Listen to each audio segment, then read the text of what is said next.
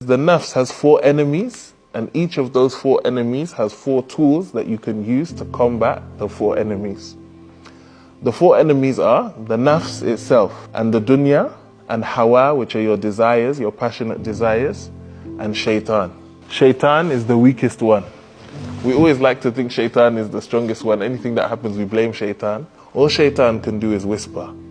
But it's up to the nafs to have the desire to do the action, and the hawa, your natural inclination and your desire, to push you to the action, and the dunya, to engage with, to actually do the action. So all of these 3 are more troublesome than the shaitan himself.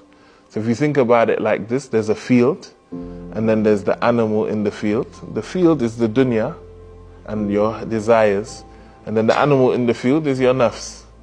And then you can either restrain it or let it go. But shaitan is just there in the side, encouraging you to do what you're